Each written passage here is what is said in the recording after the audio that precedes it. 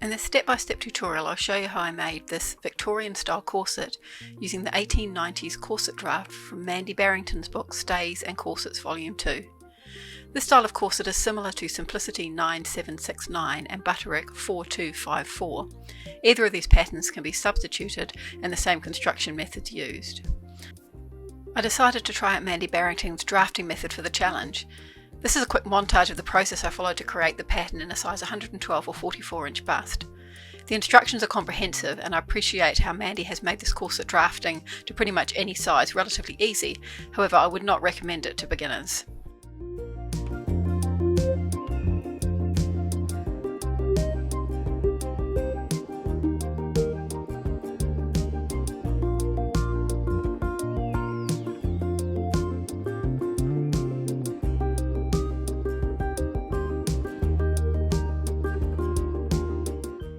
When choosing fabric, you need a firm woven with a tight weave and no stretch. I chose a fancy brocade and regretted the decision. Although it looks beautiful, the fabric had a one-way design which was challenging to match, and it was also very unstable even when fused. The long floats on the surface kept catching on the foot of my machine and it liked to bunch up when top stitch. The best fabric to choose for corsets is coutil, but it's expensive and can be difficult to source. You'll need about 80 centimeters or 31 inches of the outer fabric, more if it's narrow, or you have to match a pattern. And the same with lining and fusing. You'll also need about 40 centimeters or 15 inches of lightweight satin or poplin for binding. For boning this corset, you'll need spiral steel and flat sprung steel. I used a 5mm wide spiral steel because that's what I had. It comes in wider widths as well. It's lightweight, flexible and strong, but it's hard to cut and finish the ends. I'll talk about that in more detail later. If you can't get spiral steel, you can use solid plastic German boning.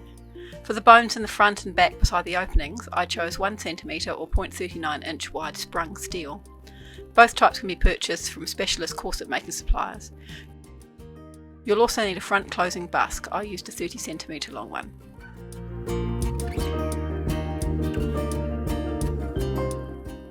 Step 1.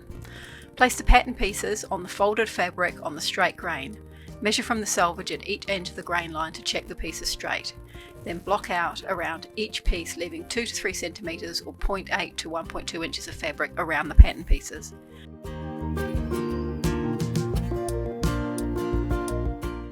Cut a second pair of centre front pieces as this piece is self-faced.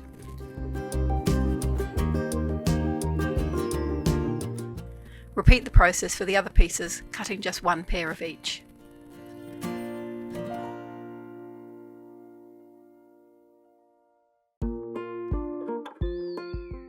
Lay the block cut fabric pieces onto a folded piece of medium to heavyweight knit or woven fusing and cut pieces just slightly smaller than the fabric. You do this so the glue from the fusing doesn't go all over your ironing board or the fusing press. Don't use non-woven fusings like Vilene as they can make your fabric feel like paper. I used an Elna press to apply the fusing to the wrong side of the block cut fabric pieces, but you can use an iron. Don't use steam if you use an iron, as the moisture gets between the layers and they'll separate later. In the fusing press, each piece took about 30 seconds to fuse. Keep handling of still hot pieces of fabric to a minimum and lay them flat until they're cool. Lay the fused fabric pieces up in pairs, making sure they are going in the same direction and each side is matched if they have a pattern. Place the pattern on the piece and use either weights or trace around if they're on craft paper, or pin the pieces to the fabric if they are of tissue.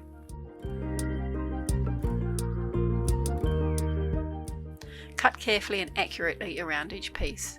Cut 2 pairs of the centre front and 1 pair each of the side front, side back and centre back pieces. Remember to mark all the notches with a 5mm or 0.2 inch clip into the seams. Lay your cut and fused pieces of fabric onto a folded piece of lining and carefully cut around. I used a plain medium weight cottonless lining. Don't choose anything too light or slippery as it can be hard to handle and may not join easily to the outer fabric. As I mentioned previously, this style of corset has a front closing metal busk. Mine's 30 centimeters long and I bought it from an online supplier. Lay the busk between the two sets of centre front pieces and mark the top of the busk with a T on the right side of both pieces using a Sharpie. The busk is usually about 2 to 3 or 1.8 to 1.2 inches shorter than the centre front at the top and the bottom. The side with the loops is placed on the right side of the body and the side with the studs goes to the left. Turn the right front fabric pieces so they are facing right sides together and lay the loop side of the busk along the centre front. Use a pen or pencil to mark above and below each of the loops.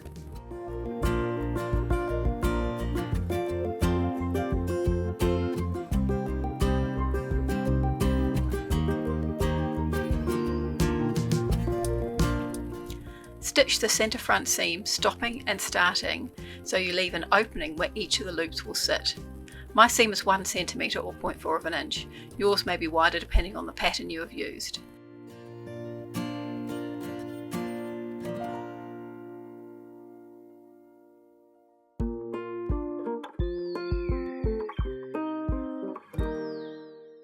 Clip any loose threads.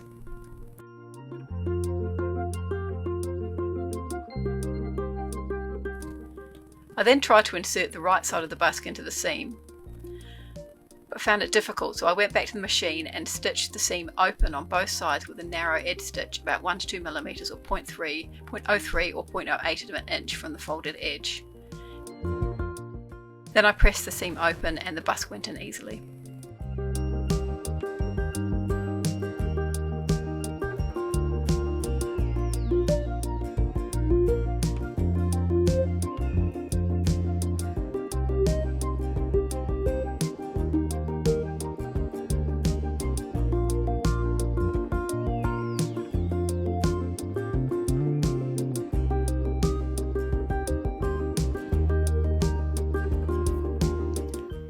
To insert the left or stud side of the busk, first sew the centre front seam of the left side closed and press.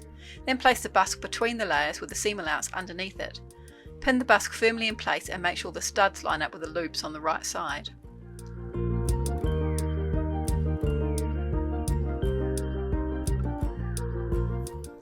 Mark the positions of the studs with chalk and remove the pins and busk.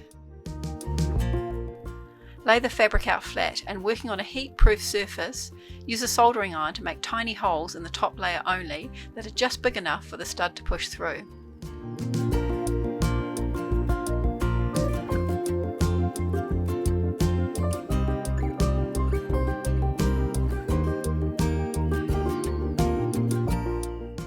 Pop the studs through into the newly created holes.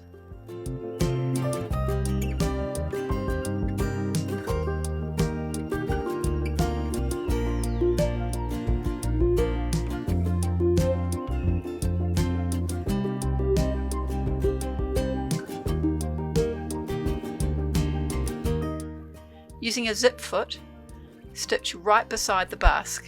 This is where I discovered that my fabric did not like being top stitched and it kept catching and pulling.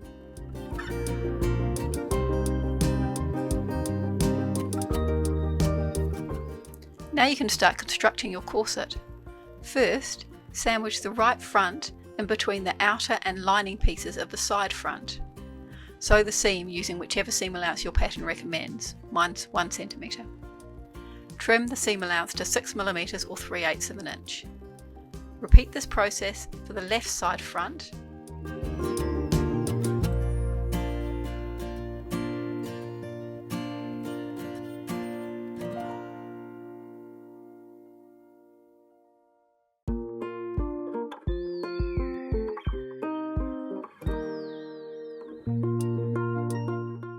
And then press both seams as flat as possible using steam and pressure. With curvy seams like this, it's best to press from the top as far as the waist, and then turn the piece and press from the bottom up to the waist, rather than trying to press the whole seam in one go.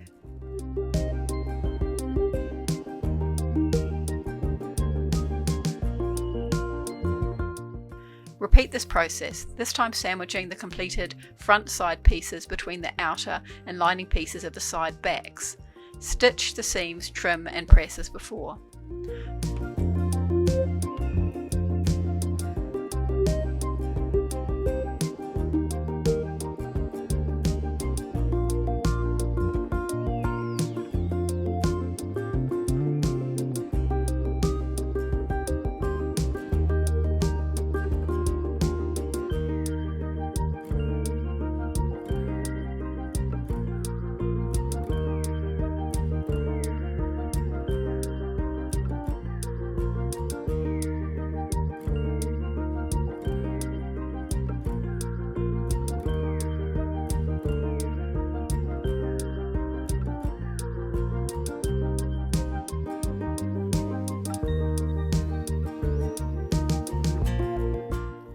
Finally, sandwich the completed pieces between the outer and lining of the centre back piece.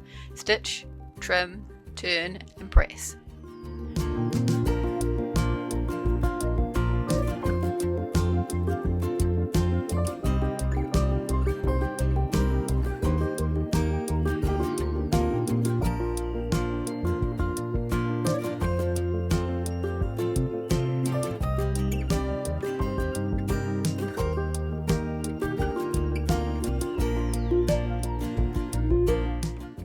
To sew the centre back seam, you need to separate the lining from the outer at the centre back.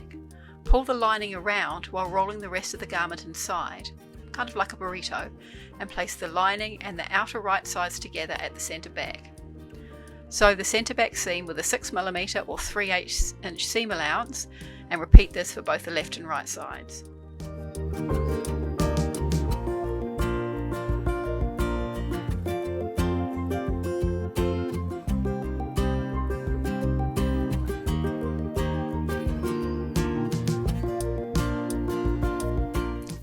Now turn the garment right side out and open the centre seam out flat, pushing the seam allowance towards the lining. Then edge stitch about 1 to 2mm or 0.7 of an inch from the seam. This is called edge stitching and makes turning and pressing the lining much easier. This is a little bit tricky as the garment wants to bunch up around as you sew. But just sew short portions of the seam at a time, pushing the fabric flat as you go.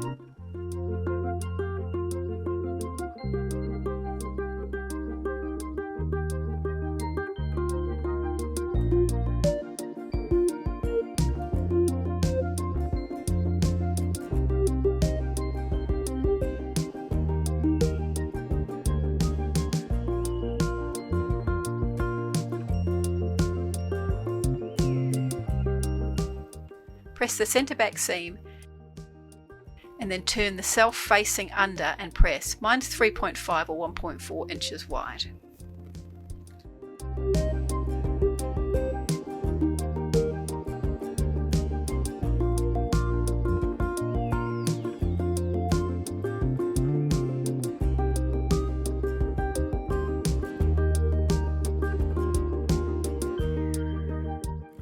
Top stitch the self-facing down close to the edge. Mark the positions for the top and bottom eyelets or grommets on the back self-facing. I've placed mine 2.5 cm or 1 inch from the top and bottom edges.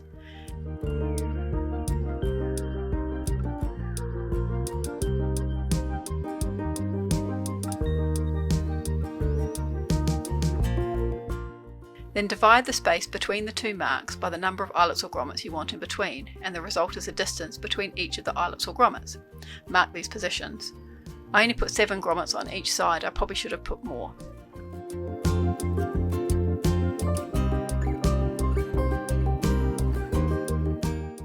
On a heat-proof surface, use a soldering iron to make holes on the marks that are big enough for the centre post of the grommet or eyelet to snugly pass through. You may have to open the hole up a bit on the wrong side.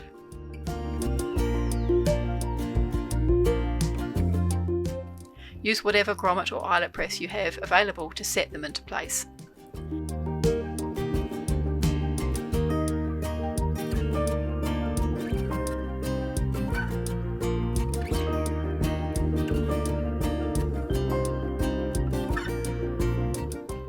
Use something sharp like an awl to make holes in the pattern where the top stitching lines for the boning will be placed.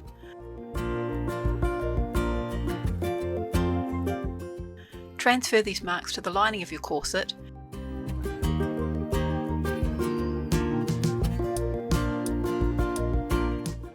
and then use a set square or ruler to draw the lines in.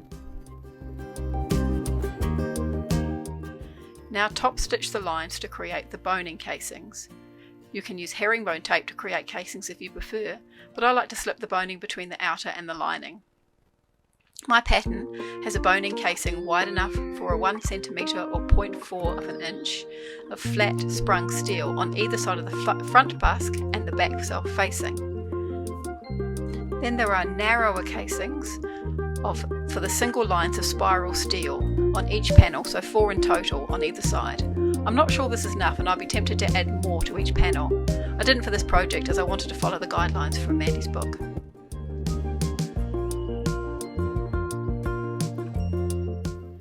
Now you're going to make the binding. Measure the top and bottom of the corset to see how much binding you'll need. I think I needed about 1.7 metres or 42 inches.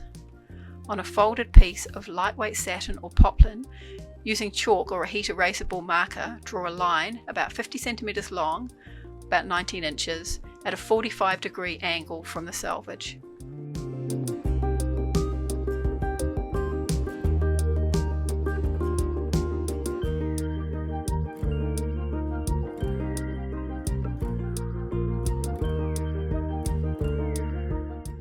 Then draw 4 more parallel lines to the first line, about 3.5 centimetres or 1.37 inches apart.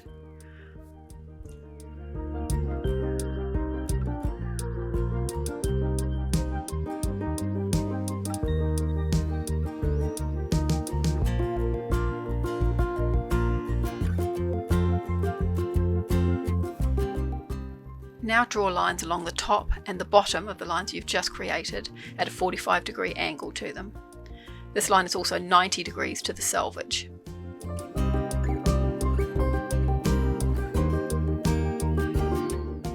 Pin the layers together and cut the piece out.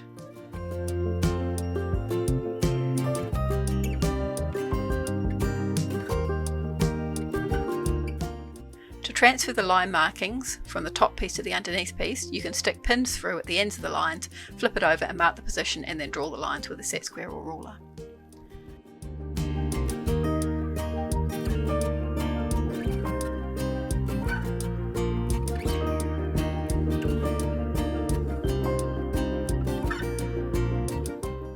To prepare each binding piece for sewing, pull the fabric into a loop, placing the short ends together. This is really important that you're accurate here. Place the cut edge of the less sharply angled end so it intersects with the first line drawn on the other end. These 2 points must meet exactly 6 millimeters or 3/8 of an inch from the raw edge, as this is your stitching line. Secure that point with a pin.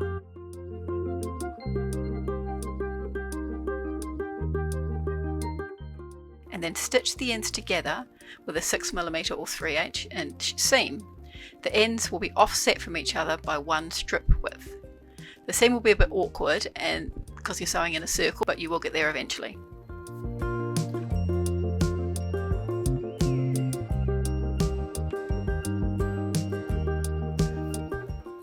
Press the seam allowance open and then cut along the lines you drew, turning the piece as you go until you have one long strip of 3.5 centimeter or 1.37 inch wide bias binding. Repeat this process with the second piece.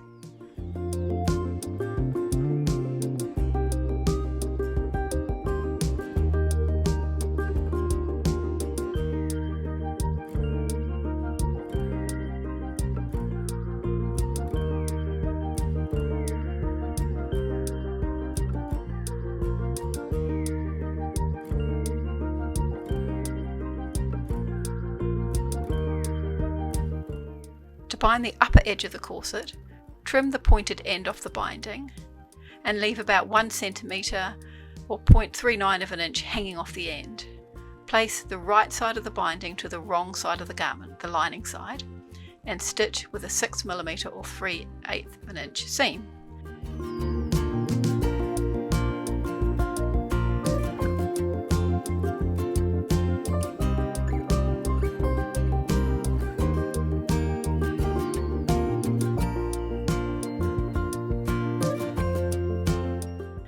Clip off the binding at the other end, leaving about 1 centimeter.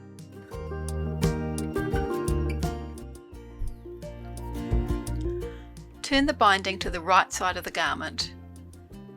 To finish the end of the binding, turn the lower edge up, then bring that little bit you had hanging over the end in, and then fold down the top edge once until it meets the raw edge of the garment, and then fold it over again until the seam allowance is completely covered. Pin in place.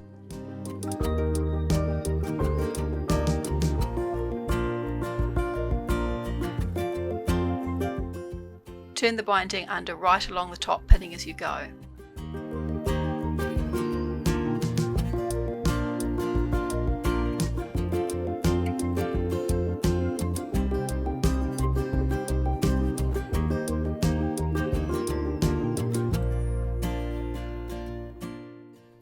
repeat the folding process at the other end.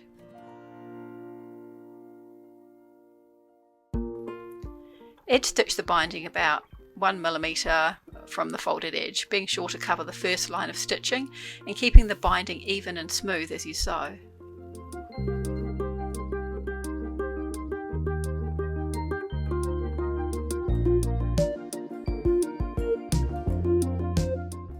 Now we're going to insert your boning. I'm going to start with the sprung steel, which is a flat 1 cm wide one. Lay the steel over the boning channel closest to the front busk to determine the length. Trim about 2 cm shorter than the length of the channel. Cut straight across the steel using tin snips, also known as aviation cutters. You can use a file to round off the corners and remove any sharp points. A Dremel is also good at this job if you have one. You can finish off the ends with enamel paint as well if you want them really smooth.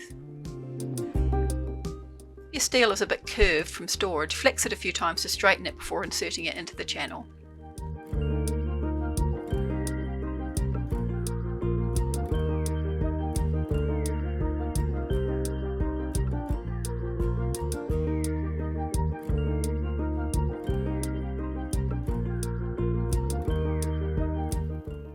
The spiral steel is harder to cut. I struggled with the aviation cutters, and I think I'll invest in a set of bolt cutters, which are apparently better for this job.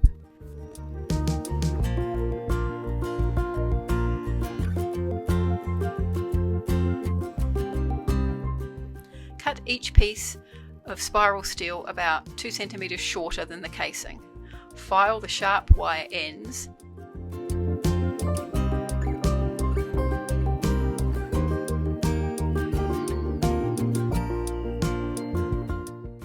and then encase the end with a small blob of hot glue.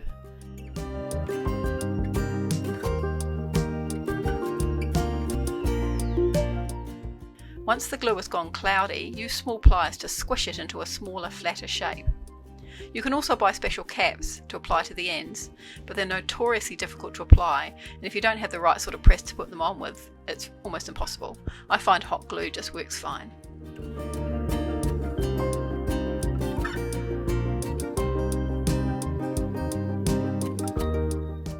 Now you can bind the bottom of the corset in the same way as you bound the top, being careful to ensure the boning is pushed out of the way so you have a clear stitching line.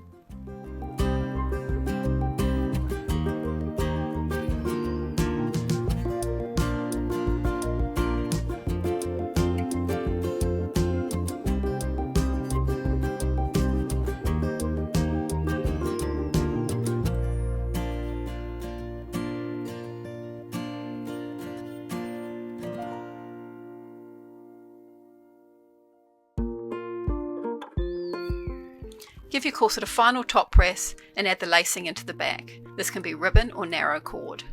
And your corset's now complete.